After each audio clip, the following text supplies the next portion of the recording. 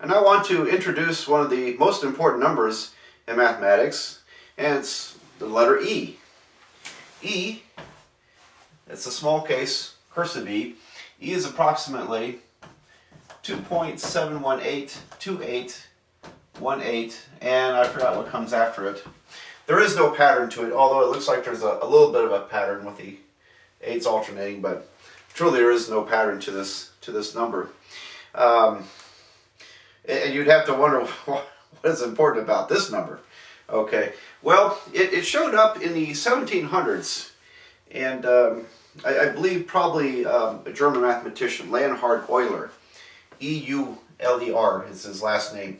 Euler was one of the most prolific, actually he was the most prolific mathematician of all time. He just published and published and published constantly for decades, and made many fundamental and great discoveries. Anyway, Euler uncovered this number in association with natural growth.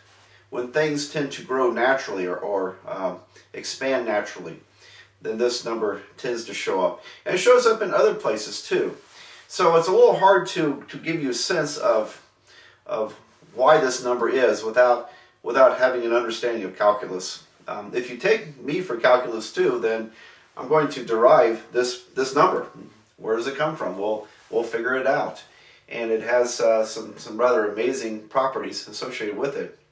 Anyway, it's a very important number. It shows up on your calculator. You look on your calculator, you'll see an e to the x. So it's an exponential function with this number as its base. So the great news is that you don't really have to remember this number because you have an e to the x button on your calculator. If you wanted this number, you would punch an e to the first power and you'll get it. You should try that on your calculator. But it shows up, again, as I say, in many different places. And it's also associated with some rather nice, interesting patterns too. Here's one of my favorites. Remember complex numbers, where I is defined to be the square root of -1. Well, if you take e, this number e, that number e, raised to the I, this complex imaginary number, times a number theta, Greek letter theta. And normally when we use theta, we're talking about an angle. So e to the I times theta is equal to the cosine of theta plus I times the sine of theta. So there's a trigonometry relationship there. And I realize many of you watching this video have not studied trigonometry yet, but these are trigonometric functions associated with triangles and angles. And so e to this power is this mess over here, which is a complex number. And basically what it says is that we now have a way to evaluate an exponential function which has an imaginary number as an exponent, which I think is kind of interesting. So you won't mess with this in this course, although you will encounter that in our trigonometry course.